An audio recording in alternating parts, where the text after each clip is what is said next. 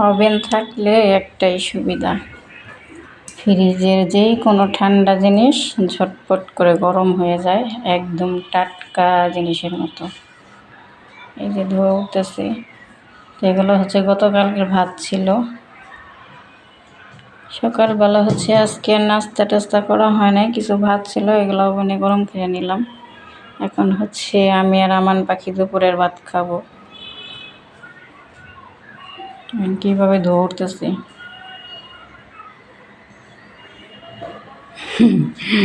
পাখি কি তোমার আজকে ভদ্র ভদ্র লাগতেছে? হ্যাঁ হ্যাঁ। আর তোমার জন্য মাটি ফুল নিয়ে আসবো। কি ফুল?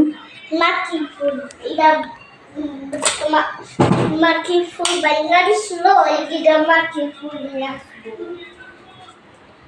বাতাস আবিরের এই রুমে অনেক বাতাস। এই যে ইটটা দিয়ে রাখা লাগে দরজার সামনে। আসো ভাত খেয়ে চলো। এটার মধ্যে এবিসি লেখা আছে, ওটার মধ্যে এবিসিডি লেখা আছে, বলতেছি E B C D A F I. হয় নাই, আসেন পণ্ডিত, তাড়াতাড়ি আসো তাড়াতাড়ি আসো। I C C I. হুম, আমার জন্য একটা মাংস দিতে পারবো? মাংস খাবা? হ্যাঁ।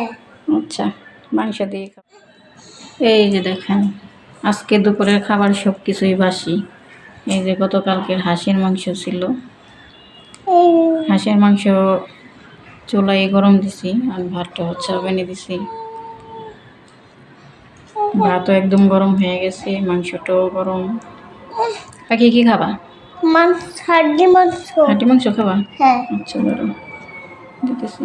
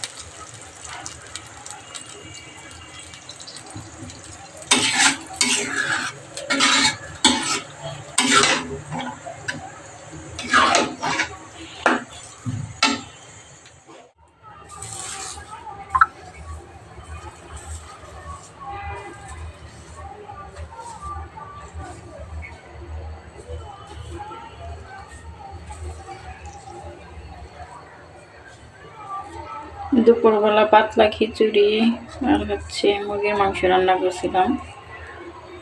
তো এখন হচ্ছে রাতের বেলা হচ্ছে আবার একটু চাপটি খাইতে মন চাইতো, তো আটার চাপটি বানাইতেছি।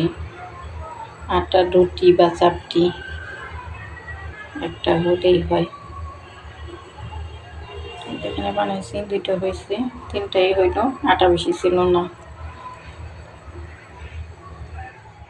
চাপটি ভাজা শেষ, তরকারিটা গরম দিলাম। আর যেটার মধ্যে খিচুড়ি রান্না করছিলাম দুপুরে। রেখে দিই, তরকারি গরম হয়ে যাবে না। টেবিলে নিয়ে যাই।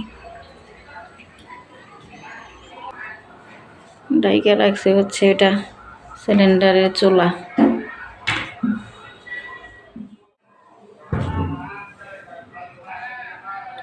এই যে তরকারি গরম করে নিয়ে আসলাম। এই যে আমাদের চাপটি, আটার চাপটি। এই যে একটু নরম নরম রাখছি, রুটির মতো লাগবে খাইতে। পাখি আসো, যে রুটি বানাইছি। কি তো মাংস দিয়ে রুটিটা খাবা? মাংস রুটি দিয়ে খাবো। হ্যাঁ।